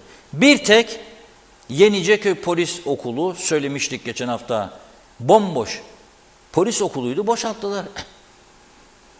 Ama onun da çok hasarlı tarafı varmış. Bizim arkadaşlarımız gitti, görüntüledi, videolarını çekti. Sayın Bakan da kabul etti onu. Şu anda tadilat yapılıyormuş orada bütün hızıyla. İnşallah 15 güne kadar açılacakmış orası. Yani eğitime. Ama atıl vaziyetteydi orası. Yani illa deprem olacağını duyup da bu yerleri tamir edecektik ona göre, yani bu duyduktan sonra. Yoksa zamanında tedbir alıp fikirler mi geliştirmemiz lazım? Sonuç nedir? Yönetimiyle, siyasetçisiyle, ekonomi ve diğer sivil toplum yönetimleriyle birlikte tümümüz sınıfta kalmış durumdayız. Fikir üretme, plan, program, proje yapmakta maalesef başarısız. Ayaküstü kararlarla gerçekleşemeyecek hayaller peşinde koşan bir duruma geldik. Bundan medet uman demişler, eşeğe baklava yedirir demişler. Ben öyle söyleyeyim ama siz doğrusunu biliyorsunuz zaten. Doğrusunu siz biliyorsunuz. Ben yayın yasaklarına giremem. Bu düzenden medet umuyorsak eşeğe baklava yedirmeye başlayalım. Olmaz yani. Bu sürdürülebilir bir düzen değildir. Ve rica ediyorum, Milli Eğitim Bakanı tabii şu anda bütün atışlara hedef olmuş kişidir. Ya devam eder yani bunları göğüslemeye, ya da der ki bu sistem çökmüştür, aynen Arabacıoğlu gibi. Ben çökmüş bir sistemde bu işi sürdüremem der. Çekilir, rahatına bakar. Karar kendisinindir. Ama tekrar ediyorum, suç sadece bugünkü bakanın değildir. 49 yılın ihmalinden söz ediyoruz burada. Ama en uzun süreli bunlar da olabilir. Onları da en uzun süre biz iktidarda tuttuk. Halk olarak. Durum budur. Buyurun Funda Hanım. Evet, hemen hızlıca başlayalım mesajlara. Halil anıldı, berbat bir altyapı diyor, bozuk düzen, sistem üzerinde kurulu lüks bir yaşam. 49 yılda ne okullarımızın altyapısını halledebildik, ne tam gün eğitime geçildi, ne sağlıkta tam güne, ne kamudaki hantal yapıyı, kamudaki verimliliği arttırabildik. Ulaşım, haberleşme ve elektrik deseniz başka dertler. Toplum olarak usandık, yorulduk diyor. Ramazan Deniz, Reşat Bey sizler gibi bir tane daha lazım Tiyarensi'ye. Hayranım, muhteşem demiş. Hasan Nihat Erduran, esasın etrafında dolaşan dolaşana maalesef diyor. Doğan Falyalı, üstünü çekecekti. Ali Dereseven, ödedikleri maaşlardan önce bir ayda boşu boşuna ek mesai, örtülü ödenek ve resmi hizmet araçlarına bir ayda ödedikleri para yaklaşık 200 milyondur. Bu parayla neler yapılmaz? Ayrıca bu harcamaları durdursalar ülkenin her sorununu çözerler. Mehmet Ali Özdemir, maalesef seçimler sermaye sahipleri üzerinden kazanılıp haliyle vergi düzenli alınmayınca zorunlu kamu personelinden ve orta küçük ölçekli işletmelerden topladıklarıyla ancak maaş ödenmekte. Şimdi ve önceki tüm hükümetler de aynı şekilde seçimleri kazandılar. Maalesef denetimin, kanunların istisnasız uygulanması olmadığı, insana değer verilmediği sürece ne devlet oluruz ne de insanın yaşamına uygun halk oluruz. Sonuç sadece mutemetlik yapılır saygılarımla demiş. Evet, Sibel Selin iyi yayınlar, iyi haftalar diledi. Sayar Eker, bu devirde çadırlarda kalınır mı? Turistler gelmez olsun otellere, depremzedeler misafir olsun. Osman Lord Eyleyli, evlere servis başlamıştır diyor. Lord Manav bereketli kuryemişinden telefon numarasını da paylaştı. İyi yayınlar diliyor. Gülseren Ateş, gelmiş geçmiş tüm yöneticiler sorumlu bu yaşananlardan, hatta tümümüz sorumluyuz. Ben gençliğimden özür diliyorum kendi adıma. Salih Mullalı, senin gibi düşünenler çoğalmadığı sürece bu keşmekeş düzeni böyle devam edecek. Nazime Nalbant, Reşat Bey, yine sizin dediğiniz gibi kimse düşünmedi bu çocukların eğitimlerini. Şimdi ne olacak diyor. Boş yerlere yavrularımızı yerleştirselerdi. Bu duyduklarımıza üzülüyoruz. Çok geri yıllara gidiyoruz. Bunların sonu ne olacak böyle diyor. Reşat Bey, ağzına yüreğine sağlık. İyi ki varsınız. Ne kadar çok istedik güzel haberleri sizden duymak ama yine zamlar diyor. Her gün aynı. Hiçbir şeyi ne kadar isteseler de hiç düşmüyor diyor. Daha da fazla yükseltecekler. Artık halkımızın sonunu hayra getirsinler demiş. Kolay gelsin dedi Nazime Hanım. Osman Lortelli ile hiçbir zaman tasdiflemediğim online eğitim bile çadır eğitiminden daha faydalı buluyorum şimdi yazmış. Sayar Eker, aynaya bakmaya korkanlar bakan oldular, halka şaşkın bakarlar.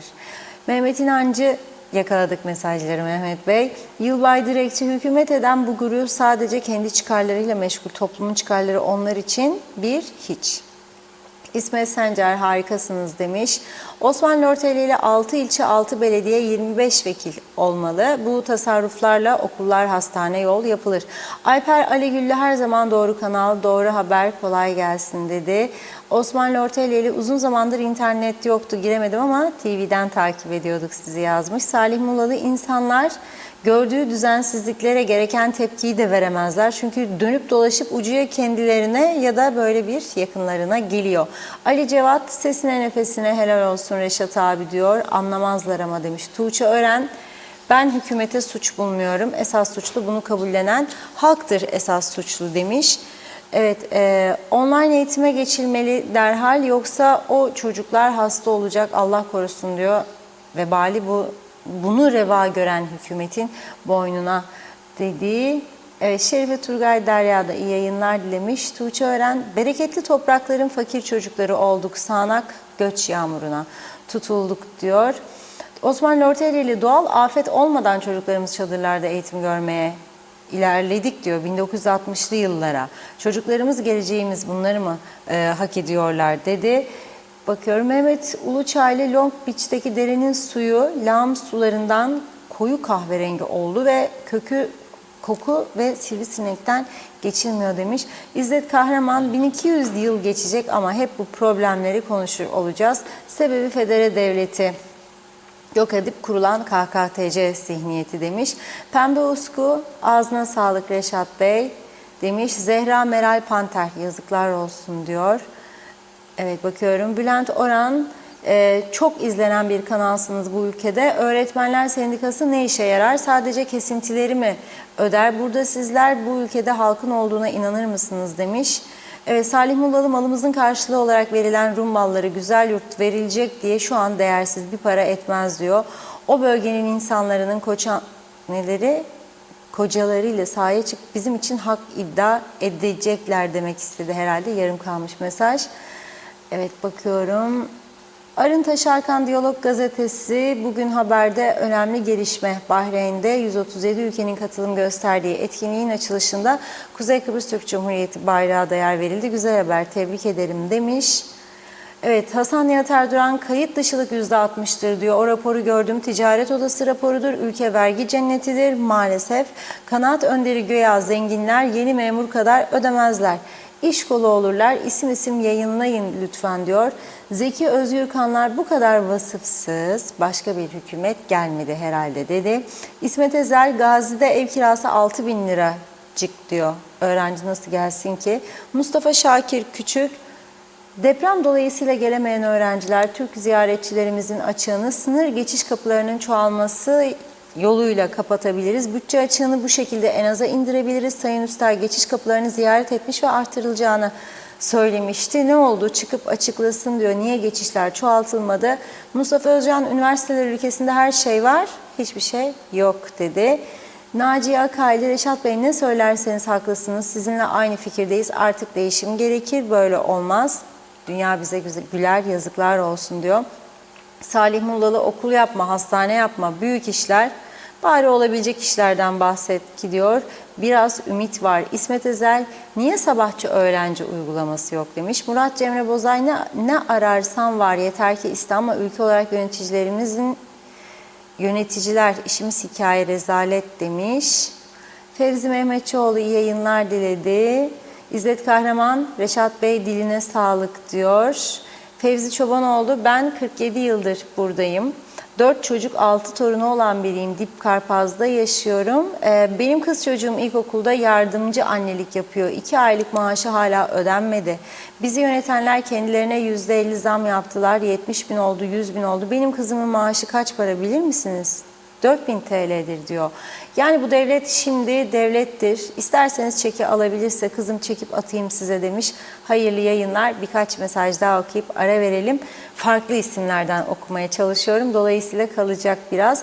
İsmet Ezel Çavuşoğlu elinden geleni yaptı dedi. Mustafa Gürsoy, Funda Hanım, Reşat Bey iyi akşamlar. 2000 yılında bir yıl Geçitkale Cumhuriyet Lisesi'nde müdürlük görevi yaptım. Ben gittiğim zaman okulda tadilat yapılıyordu. Kontrol ettiğim zaman hiçbir şeyin olması gerektiği gibi yapılmadığını gördüm. Sayıştay'a başvurdum. 3 sayfalık eksik raporu ve hatalı yapım raporu hazırlandı. Ama gördüğüm kadarıyla rapor dikkate alınmamış, okul bu hale gelmiş. Yazık ama dedi Mustafa Bey. Bir mesaj daha okuyup ara verelim. Evet, Furkan Özdemir rica ediyorum Mersinlik köyünde ne zaman kırsal kesim arsası dağıtılacak? Hükümet 50 yıldır sadece bu köye arsa vermedi. Aynı evin içinde yaşıyoruz demiş. 10 kişi aşiret gibi. İsmet Ezel'de siyasi partilere yardım verilmesin, masraflarını üyelerin aidatı karşılar dedi. Devam edeceğiz. Şimdi bir ara. Buyurun Reşat Bey. Evet, öyle anlaşılıyor ki çadır konusunu, çadırda eğitim veyahut da eğitimde yaşanan sorunları daha çok konuşacağız. Ama tabii ki şimdi buraya eğitime odaklandık. Diğer binalar konusunda beklemedeyiz. Yani gündemde yok. Gündemde yok. Kıbrıs'ta şiddetli bir deprem olacağı yönünde bir iddiada bulunamayız. Ama uzmanların büyük bir çoğunluğu olacak diyor. 6 olur, 6,5 olur ayrı mesele. Binalar daha dayanıklıdır. Ne bileyim bir Kahramanmaraş gibi olmaz diyorlar. Ama kritik yerlerdeki binaların yani okulların tümünün, hastanelerin özellikle tümünün iyi bir denetimden geçmesi şarttır ve hızlı bir şekilde bakmak lazım. Bir de dere yataklarının üzerindeki yapılar, okullar vardır dere yataklarının üzerinde, binalar vardır, insanlar yaşıyor. Onlara bakmak lazım. Biz bunları önümüzdeki günlerde daha çok konuşacağız ve ümit ederim önerilerden biraz yararlanırlar. Bir an önce yani çadır yerine 100 tane prefabrik gönderdi bu ekonomik örgütler Türkiye'ye. 50 tane gönderseydi 50 tane burada. Zaten yetişemezsiniz. Bakın söylüyorum. Adamlar 100.000 tane yerleştirmiş. Dün dinledim canlı yayında Cumhurbaşkanı Sayın Erdoğan'ın konuşmasını. 100.000. 1 milyon yapacağız diyor. 1 milyon. Senin 1000 tanen zaten orada şeyi ne? 100 gönder, 100 gönder. Buraya bırak. 100 gönder, 100 buraya bırak. Burası ihtiyaçlı iken. Onu da geçtim ama çok atıl durumda binalarımız vardı. Bu binalar harekete geçirilebilir. Hızlı bir şekilde, süratle. Bir de tabii sağlam olan okullar vardır. O sağlam olan okullarda mesela sabah 8, 12, 1 diyelim ders yapılır. Bu tehlikeli binalardaki çocuklara da öğleden sonra ders koyabilirdiniz mesela sabah yerine 1 ile 5 arası mesela veya 6 arası. Onu da öneremediler bile. Ağızdan çıkan duymadım böyle bir öneri. Çünkü sendika karşı çıkacak diye korkuyorlar. Olur mu canım öğleden sonra? Demokrasi haklar greve başlarız. Onun için ondan da korkuyorlar. Öcü görüyorlar sendikaları. Çağırın bir toplantıya. Ak koyun, kara koyun belli olsun. Gelmem derlerse kamuoyu önünde konuşun. Onun için ben bunlara baktıkça diyorum ki burayı sağlam bir çözümün dışında, Avrupa normları dışında hiçbir şey adam etmez burayı ve edemeyecekler. Edemeyecekler. Görüyorum. Yani artık bu son zamanlarda buna çok daha ciddi bir şekilde kanaat getirdim ben. Bu benim şahsi görüşüm. Görüyorum. Oraya da geçip görüyorum, burayı da görüyorum.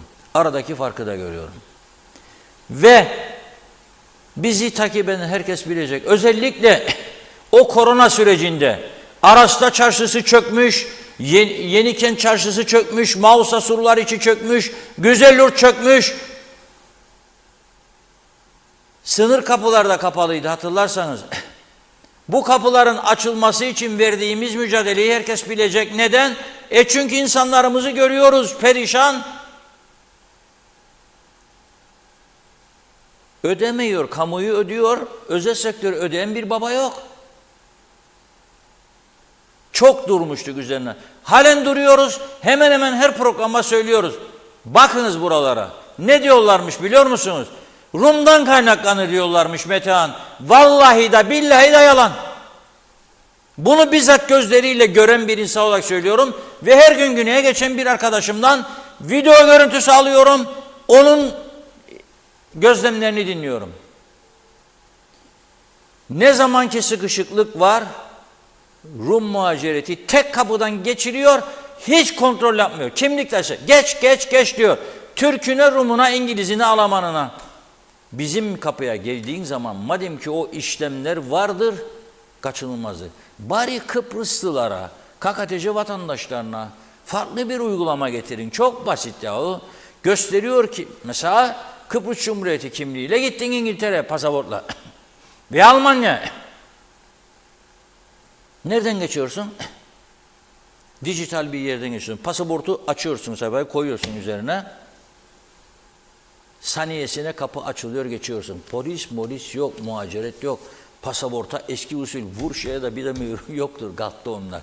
Bu bizimkiler işini vurmuyor ama bilgisayara tak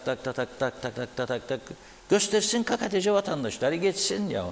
Basit bir sistemdir bu. Bunu olsun yapamıyorsak eşit egemen falan ağzımıza almayalım, gülerler bize, olmaz. Bunu bile yapamaya olmaz. Ha konferans vermeye gidin, daha çok gidin. Kastamonu, Kayseri, Muğla, Marmaris, her yer sizin gidin. 10 kişiyle beraber götürün. 20 kişi. Hiç sorun değil. Ama buralarda düzeldin. Neden mi? Aldık rakamları. Nereden aldık rakamları? Turizm Bakanlığı'nın istatistik raporlarını aldık. Dedik inceleyelim bu rakamları ya, bir görelim. Bakın, İngiltere tabii garantör ülkelerdendir ve Kıbrıs'a en çok güneye de İngiliz turist gidiyor. Bir numara. İngiltere olmasın Rum turizmi de çöker. 1.700.000 İngiliz gitti Rumlara geçen sene. 1.700.000. Çöker.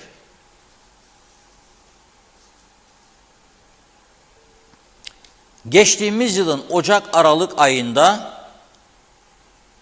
Ercan Havaalanı'ndan KKTC'ye giriş yapanların sayısı 1.461.000.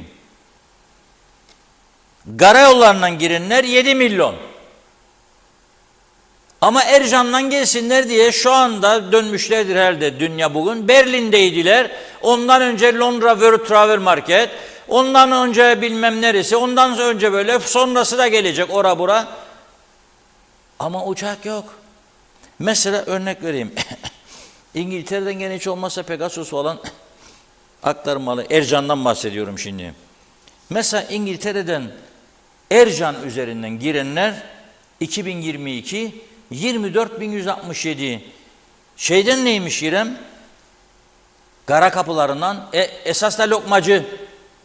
Lütfen iyi dinleyin bunu. 24.000 Ercan'dan 282.000 de kara kapılarından. 24.000'e 282.000 İngiliz. Ya lokmacıdan geçtiğinde ya Derinya'dan hiç olmazsa girer bir su içer, bir kola içer, bir bira içer, taklit tişört alır. İngiltere'ye gittiğinde nereden bilecek? Pierre Cardin yazar üstünde, orijinal zanneder. Ne bilsin İngiliz ki burada farklı bir şey buldu da aldı 5 euroya. Alıyor bir şeyler bırakıyor çarşıya. Almanlardan bahsedeyim.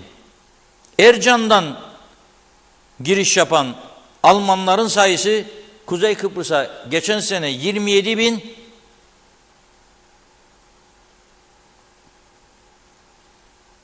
kara sınır kapılarından 100.000. Mesela Macaristan'a bakalım. Ercan'dan 254, kara kapılarından 23.000. Polonya'ya bakalım. Ercan'dan 652, sınır kapılarından 71.000. Romanya'ya bakalım. Ercan'dan 1500, kara kapılarından 154.000. Ben değilim bunu veren. KKTC Turizm Bakanlığı'dır veren. Ve sen bir kapıları idare edemeyeceksin ya. Daha çok muhacirlik koyamayacaksın. Daha pratik yöntemler bulamayacaksın geçsin bu insanlar işkence çektirmeden. Vallahi de billahi de bu 17 de olur. Olur.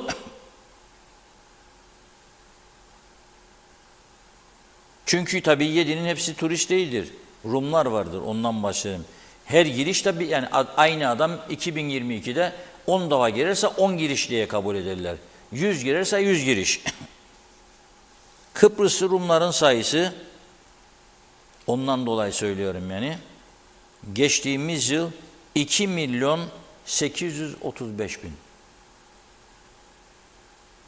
kara kapılarından 2.835.000. O yüzden söylüyorum kara sınır kapıları hayati bir önem taşıyor. Özellikle de bu dönemde şu bizim dıştan gelen turist sayısı, Türkiye'den gelen turist sayısında aldığım bilgilere göre Turizm ve Seyahat Acenteri, Kıbrıs Türk Seyahat Acenteri Birliği Başkanı Orhan Tolu'nun da söylediğine göre %70 rezervasyon iptali var Türkiye'den. Bu korkunç bir olaydır. Ama az önce belirttim, bu deprem bölgelerinde 11 bölgede değildir sadece ekonominin çökmüşlüğü. O bölgeyle ticaret yapanlar da büyük kayıplara uğramıştır. O bölgede yakınları olanlar da ciddi sıkıntılara girmiştir. Ve genel ekonomik durum krize girmiştir. Bakın İstanbul'da da deprem olacak diye diyor adam. %30 şimdilik düşüş var diyor çarşıda. İşler kötü gidiyor. Gara gara düşünmeye başladı adamlar. Ne olacak? Orada ekonomi bozuldukça bunun Kıbrıs'a yansımaları olacak. Bunu görelim. Ve dolayısıyla kara sınır kapılarından ne kadar daha çok insan getirebilirsek onun için çalışalım. Birinci görev aslında tabii ki Cumhurbaşkanı Kıbrıs meselesini yürütür ama hükümet de inisiyatif almalıdır. Dışişleri Bakanı'nın bunu yapacağını sanmam, beklemem de. Ama parlamento devreye girebilir. Birkaç tane sınır kapısı daha süratle açılmalıdır bu yıl içinde. Madem ki iki toplum arasındaki işbirliğini geliştirmek istiyorlar ve istiyoruz, daha çok sınır kapısı açılmalıdır. Onlar da daha rahat gelmelidir buraya daha çok, bizler de daha rahat gitmeliyiz oraya daha çok. Belki bir şeyler değişir. Bu şekilde gitmeyeceği gözle görülür haldedir. Yani mesela bazı izleyicilerimiz yazıyor, biz güzel haberler bekliyorduk. Güzel haber verdim kara kapılar size işte. O da bizim eserimiz değil. Kendiliğinden. Bir tek başarabildiğimiz akaryakıtı daha düşük tutarak Rumlardan gelmelerini sağlıyoruz. Gelmeleri ne kadar iyidir biliyor musunuz? Çünkü sadece akaryakıtla kalmıyor çoğu artık. Birçok şey alıp gidiyor. Yoksa bizim domatescinin elinde kalacaktı domateslerde, patatescinin elinde kalacaktı patateslerde. Marullar da kalacaktı Gollandırolarda. Gelip biraz daha ucuzdur diye alıp gidiyorlar. Euro'nun farkı da var tabii. Bugün sorunuz geziniz şeylere, kuaförlere. Onlar olmasa kirayı ödeyemezler. O yüzden kara sınır kapılarına önem verirse burası birçok açığını kapatacak kadar gelir elde etmek mümkündür. Bir ikinci karar daha önemli konu ise iyi haber vermek isterim ama veremiyorum. Üzücü haber veriyorum yine. Trafik olayları. Hafta sonu. Polis cumartesi akşamı başlayıp pazar sabahına kadar, sabah 03'e kadar 5 ilçede huzur operasyonu yapmış. Neden 6 değil? Onu polis müdürüne soracaksınız. Biri Lefke, Güzelürt yakındır zaten. Lefke'de gerek görmeyeler herhalde. Lefkoşa, Gazimausa, Girne, Güzelürt, İskele ve 61 araç trafikten men edilmiş. Düşünün siz aşırı derecede alkollü ama işlerinden bir tanesinin alkol testi nasıl çıktı biliyor musunuz? 425 promil.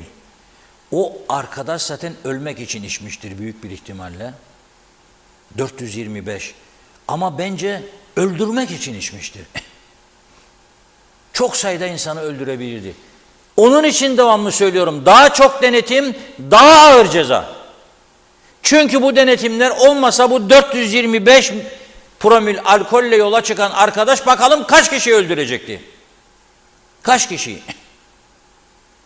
Daha çok denetim. Ve trafikle ilgili cezalarla ilgili ayrı bir mahkeme kurulması kaçınılmazdır arkadaş. Yakaladı gece kendini sabah götürecek, karakolda ayılacak, sabah götürecek yargıcın karşısına birçok Avrupa ülkesinde olduğu gibi. Ey meclis, çok büyük sorumluluklarınız vardır ve çok büyük ihmalleriniz vardır. Tarih sizi yargılayacak. Hala da ölümlü trafik cezaları, 7 yıl hapislik tarih sizi candıracak. Sonra Rumlarla toplantı yaparsınız, Avrupalı olalım diye. Nasıl Avrupalı olacaksın sen ya? Öteki tarafta 30 yıl, sende 7 yıl. Nasıl Avrupalı olacaksın sen? Ha buraya geldi mi popülizm, oraya gittin mi Avrupalı. Olur mu ya böyle bir şey?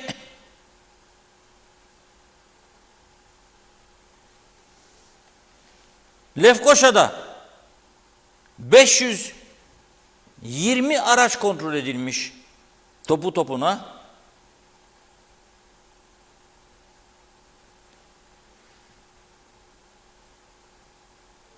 110 tanesine ceza. 500'de 110, 5'te 1. Gazi Mausa'da 892 araç, 105'ine ceza. 8 araç trafikten men edilmiş. 8 sürücü de Lefkoşa'dan men edilmiş. Girne'de 1435 araç kontrol edilmiş. 346 tanesi ceza yemiş. 4'te 1. 42 sürücünün aracı trafikten men. Güzelyurt'ta 1400 araç denetlenmiş. 375'i ceza. 3'te 1. İskele'de 450 araç toplam kontrol edilmiş. 94 tanesi ceza. 65 tanesi sürat aşırı derecede. Güzelyurt'ta 74 tanesi aşırı derecede sürat. Girne'de 73'ü aşırı sürat, 17 tanesi aşırı alkollü. Gazi Mausa'da 44'ü aşırı sürat, 3 tanesi aşırı alkollü.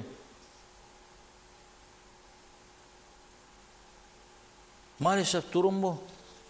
Ben buna şimdi nasıl olumlu bir değerlendirme yapabilirim ya siz? Hangimiz yolda seyahat ederken acaba can güvenliğimiz olduğunu düşünüyoruz? Düşünüyor musunuz? Ya Allah kerim çıkalım yola da Allah yardımcı olur. Yoktur öyle bir şey. Onun için yağışlı havalarda ben herkese özellikle yağışlı havalarda gece mecbur olmadıkça uzun yola çıkmayın derim. Ne Lefkoşa'dan Mausa, ne Lefkoşa'dan Girne, ne Lefkoşa'dan Güzelyurt'a, ne Güzelyurt'tan Girne çıkmayın. Gece yollar karanlıktır. Kritik yerlerde aydınlatma yoktur. Fosfor yoktur. Yollarda trafik ikaz çizgisi işareti kalmamıştır. Can güvenliği yoktur. Cana önem veren bir yönetim anlayışı da yoktur. Yoktur, yoktur, yoktur. Normal adil bir düzende olması gerekenler bizde yoktur. Adaletsizlikte ne ararsanız hepsi de vardır. Adaletsiz ne aklınıza gelirse hepsi de vardır. Ama adaletli bir düzen anlayışı, kültürü yoktur maalesef. Bundan sonra oluşması daha da zordur. Avrupa koşullarına girmediğimiz sürece. Niçin Türkiye'de Avrupalı olmak istiyor? Sorarım size. Şimdi Türkiye'de hayvanlarda şap hastalığı görülmüş. Bir mi siz 20 yılı geçti ben Avrupa Enstitüsü'nde bir grup Kıbrıslı Türk, bir grup Kıbrıslı Türk eğitime gitmiştik Maastricht'te. Müthiş bir yer Maastricht. İnsanlar çok iyi, pırıl pırıl. 15 gün bize orada verdikleri derslerde öğrendik ki Türkiye'de o dönemde aşırı derecede şap hastalığı var hayvanlarda ve Avrupa Birliği büyük paralar akıtıyordu Türkiye bu hastalıkla mücadele içinde. Hatta gittiğimizde baktık bir grupta Türkiye'den gelenler vardı orada. Onlar ayrı kurslardaydı. Neden Türkiye Avrupa'ya girmek istiyor? Bu kadar yıldır uğraşıyor. Standartları iyileştirmek için, daha iyi bir konuma getirmek için. Onun için burada da biz istersek Avrupalı bir düzen hakkımızdır değil mi elbette yani. Ha tabii halk istemem derse o kendinin bileceği. Ama ben istemem diyecek olanın birinin çıkacağını düşünemiyorum. Ama o şartlara da uyacağız. Yani 452 promil alkol oturamayacaksın direksiyon başına Mahmut Bey. Oturamayacaksın. Hayatın sana zindan olacak sonra oturursan. Bizdeki gibi arayayım da amcam, dayım, yeğenim işte milletvekili. Yok. Yemezler. Meclis Başkanı'nın oğlu hapse girdi. Alkollü sürüşten, biliyor musunuz, güneyde?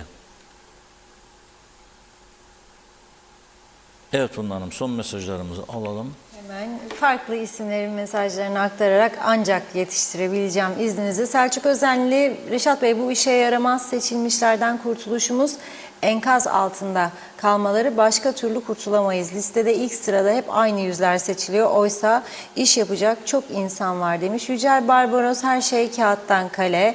Metin Sanatkar, maalesef bizler çok geri bir milletiz. 48 yıldır savaş biteli hala aynı yerde. Sayıyoruz, sadece baştaki beyler kendi cebini düşünüyor. Memleketi düşünen kimse yok. Bizim insanlarımıza müstahaktır demiş. Ali Dereseven, niye ek mesai öderler? Çünkü kendileri de alırlar. Niye örtülü ödenek kaldırmazlar? Niye hizmet araçlarını azaltmazlar? Çünkü kendileri ve adamları yararlanıyor. Bu harcamaların bir aylık tutarı yaklaşık 200 milyon demek istedi herhalde. Burak Aksöğüt, Lefke'den Çetin Müezzin sizi izliyor. Hayırlı yayınlar diliyormuş. Teşekkür ediyoruz. İsmet Ezel, Sayın Eroğlu, Talat Arabacıoğlu, Serakıncı, Derya TDP Eğitim Bakanı oldular diyebilirim demiş. Çağatay Donlar, yapılması gereken şeyler zor şeyler değil. Biraz uğraş, zahmet ve emek gerektirir. Onu bile yapacak halde değiller. Yazıklar olsun diyor. Evet, bakayım. Hüseyin Kaya Erdal, bu ülke insanını doğru yetiştirseler, bu ülke insanı bunların arkasından koşar mı dersiniz? Zaten her şey yolunda gider. Yücel Barbaros, Monsa'da şu an trafik içler acısı demiş. Evet, bakıyorum. Kozoğlu Serhat, çocuklar çadırda, utandım, özür dileyip istifa edin diyor. Celal Harun'un bir mesajı var. Kuzey Kıbrıs'a gelmiş geçmiş hükümetler yıllarca eğitim sağlığa hiç gerekli destek ve önemi vermeyip bugün çocuklarımızı çadırlarda okuma mecburiyetinde bırakanları alkışlıyorum. Çadırlar okul olurken hala saray ve külliye inşaatlarını savunup seyredenlere de yuh olsun diyorum demiş. Yazıklar olsun. Evet, bakalım. Onu geçiyorum. Tuğçe Öğren'de okumuştum. Bakayım. Evet, Oğuz Aynalı, kolay gelsin. Oytun Andaş da iyi yayınlar diliyor. Esmet Ezel, 18 belediyeye düştük da ne oldu? Her yanımız işgal, her yanımız ne zibil yazmış. Oytun Andaş, Pakistan uçak dolusu, Pakistan'a kucak dolusu demek istedi herhalde. Sevgi saygılarımı gönderiyorum. Anadolu'ya gece gündüz demeden çadır dikiyorlar. Aygün Nuri, bu dönemde uzayda yaşam keşfedilirken bizde çocuklara görülen reva bu mu? Çadırda ders görmek ne demek diyor. Biz Avrupalıyız diyenlerimiz var. O zaman çadırda ders ne demek? Ülkeye okul değil, külliye, saray ve cami lazım. Toparlan ey hükümet demiş. Mehmet Uluçaylı, hasarlı okullarda eğitimi durdurup Eylül'de yeni eğitim dönemine hazır hale getirilmeli. Öğrenciler de kapalı spor salonlarında ders versinler.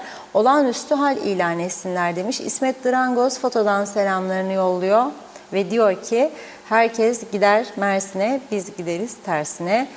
Evet, Mehmet Uluçaylı, Gülseren Eğitim Taburu'nda birçok kapalı müsait bina var. Ders yapabilirler. Nilüfer Canova, gerçek turist kara kapılarından gelendir Reşat Bey. Örneğin Kıbrıslı Türkler Avrupa'ya gidecekse Larnaka Havaalanı'nı kullanır. Gerisi teferruat demiş. Bakıyorum. Metin Maraşari, Kuzey Kıbrıs veya TC'de çadır turizmine geçmeli diyor. Enver Taşer, Reşat Bey, bence bizim hükümet ülkeyi yönetmeye değil de yönetilmeye ihtiyacı var dedi. Ahmet Karabeyler de çadırda yağmur altında eğitim forever KKTC demiş. Bizlere de sevgilerini yolluyor. Teşekkür ettik. Aygen İbrahim Enin, o da eleştiriyor diyeyim ben. Bülent Omorfolu, araba kullanırken hız ve tehlikeli sürüşlere ehliyetleri iptal edilsin demiş. Çözüm yolu budur diyor. Kubilay Mert Tuna, son yıllarda betonarme yapılaşma tarihte görülmemiş bir hız kat eden KKTC, asli görevlerinin başında gelen eğitim alanında okullarda tadilat yapmaktan aciz ama o da diyor saray ve külliye yapmaya çok hevesli. Siz kim, devlet kim? Devlet nedir? Ne anlama gelir? Bayrak ve ezandan ibaret midir? Bu çadırların yanına bayrak çekmeyecek misiniz? Çocuklar hafta sonu tatiline gitmeden İstiklal Marşı okumayacaklar mı yazdı. Bakıyorum. Evet. Zannediyorum. Evet, farklı isimlerin hepsini okuduk. Çok çok teşekkür ediyoruz sevgili izleyenler ve buyurun Reşat Bey. Evet, şimdi bugün üzülerek şarkı dinletemeyeceğiz sizlere. Hazırdır, bekliyor listede, sırada ama vaktimizi açtık. Size son bir izleyicimizden gelen bir videoyu göstermek istiyorum. Çünkü bugün yorumlarda da vardı. İskele Long Beach koyu oldu denizin rengi diyor izleyicimiz. Gerçekten öyle bir vahim durum var orada. O gelen videoyu izleyelim. Sesli verelim arkadaşlar.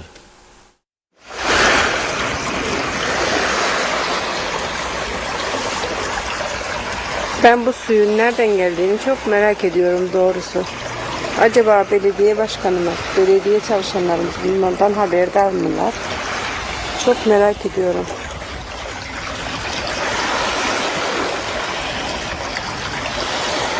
Ve böylece denize karışıyor.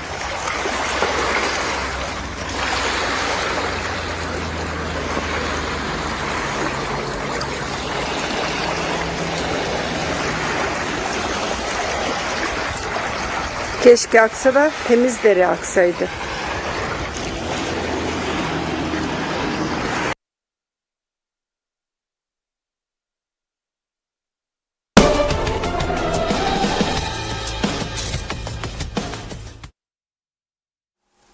Evet, adanın parlayan yıldızı İskele bölgesi aslında. Ancak hızla kirlenen bölgede İskele oldu. Gökdelenler çıkıyor. Villalar 1 milyon sterlin, 1 milyon sterlin. Ruslar, Çinliler, varlıklılar geliyor. İranlılar alıyor. Bakıyorlar, güzel ülke aslında. Sabah uyandığınızda güneş var, güzel deniz falan. Fakat ne bilsin insanlar. Veriyor para, alıyor, sonra bakıyor kapının önünden pis sular sızıyor. Bu ne? Kanalizasyon yok. Vay biz bunu bilmezdik. Arıtma da yok. Biz bu denize nasıl gireceğiz bu sene? Giremeyeceksiniz çünkü this is forever tiyarensi. Bakın 5 ilçe okudum diye bazı haklı olarak bazı izleyiciler diyor 6.'yı niye? Lefke ilçe değil mi? Lefke ilçe. Lefke'yi ilçe yaptık ama o dönemin başbakanı Lefkeli olduğu için söz verdi. Yapacak dedi. İşte böyle olur Kıbrıs'ta işler. Olduktan sonra Lefke ilçe olmazdan önce hatta 74 öncesindeki mahkeme binası kapatıldı. Yok ki devlet kurumları orada faaliyet gösterecek. Bırakın faaliyet göstermesini. Olanı da kapattık. Mahkeme binası. Niçin? Bina çünkü çökmek üzere. Dedi ki mahkeme başkanı ben yargıçları gönderemem buraya. Risk vardır dedi. Bina çökecek başlarına dedi. Ben bu riski alamam dedi. Bir mahkeme binasını tamir edemedik. Şimdi polis genel denetim yapar. Ada çapında lefke yok. Birçok konuda lefke dışlanmış. Halbuki bu memleketin en güzel yerlerinden biridir lefke yağı. Portakalıyla, mandaliniyle, limonuyla çok güzel yerdir. Ben Lefke'yi çok severim. Uzun zaman gidemedim ama çok seviyorum. Ve ben bu düzeni yaradanlar adına Lefkelilerden özür diliyorum. İlçe yaptılar ama köye çevirdiler Lefke'yi. İlgi yok. Birçok yere ilgi yok aslında ama en azından bu denetimlerde o 5 ilçe var. Lefke yok onda da. O mahkeme binası ya. Yani uymazmış prosedürlere. Ben devlete yana bir şey yapmam ama mahkeme başkanı desin ki bana biz yasalarımız uygundur, kabul edebiliriz yardım. Burada tövbeli olduğum halde bir kampanya açarım. O mahkeme binasının ihtiyacı olan parayı toplarım ama kurulacak bir ekibin yönetiminde işini de yaptırırım. Başkasına kaptırmam parayı. 6 ay sonra da mahkeme binası açılır. Ama yasalara uygun değildir biliyorum. Ben de tövbemi bozmayayım. Para artırmak isterlerse para imkan vardır. Galiba duyduğum kadarıyla 6 milyon TL ister. Partilere 64 milyon var. Örtülüyü şimdi durdurdular. Devamlı tepki gösterdiğimiz için. 5-10 tane resmi hizmet aracını satsalar Lefke onarılacak. 5-10 tane daha satsalar Okullar tamir edilecek. Yok arkadaş, bir inat, bir murat. Herkes devlet arabasına binecek, gidecek, gelecek. Ya bileceğiz ki hepimiz normal bir düzene geçtiğinde bu ülke Avrupa kanunlarına göre birçok yönetici, bırakın yöneticiliği, kamu görevi alamayacak. Çünkü sadece aha elimde mezun oldum buradan, olmaz. Olmaz be kardeşim, olmaz. Olmaz. Oldu birkaç Kıbrıslı Türk'ün başına geldi. Münhal açıldı, iyi şirketlerin gitti. Interview yapıyorlar yenisini. Abi gururlanacak, öyle alıştı anne babalar. Benim çocuğum birinciliğinden bitirdi. Notlarım dedi çok yüksek, buyurun dedi, attı önlerine. Bakmışlar, bu ne? Bu notlar. Şimdi sen sorularımıza cevap ver. Mesela ortaokul, lise ne yaptın mesela sen okulda, ne? Görev aldın mı bir görev? Folklor, motlor, futbol, basket, okul kaptanlığı. Varsa bir şey, güvene dayalıdır sistem. Evet, ben basketbol takımında oynardım. Çok başardım. Daha sonraki yıllarda, şu anda mesela ne yapayım? Piyano çalıyor musun? Yok. Saksafon yok, trompet yok, klarnet yok. Darbuka yok. Yani onlar darbukaya bitmez de bateri mesela. Yok. Koşu yok, futbol yok, basketbol yok, mankenlik yok. Evet. Tamam arkadaşım. Teşekkür ediyoruz katıldığın için mülakata. Alınmaz işe. Onun için pratik eğitim yoksa öyle kolay değildir bu işler. Onun için zor günler kapının eşiğindedir diye düşünüyorum. Ama tabii Allah'tan umut kesilmez. Allah yardım eder derler, çoğu öyle der. Allah yola çıkanı yolda bırakmaz. Biz zaten olmayan yollarda yürümeye alıştırıldık arkadaş. Yol yok, yürü derler bize. Hani nereye yürüyeceğim? Denize yuvarlanacağım. Ha, yuvarlanmış durumdayız şu anda. Ha sulu çadırda çocuklarımız, ha denize yuvarlanma, ne fark eder? Evet Funda Hanım, bugünlük benden bu kadar. Şarkı sözünü yarına bırakıyoruz. Hadi bakalım. Çok teşekkür ediyoruz değerli yorumlarınız için ve programımızı burada tamamlıyoruz sevgili izleyenler. Yarın yine aynı saatte görüşmek üzere. İyi akşamlar.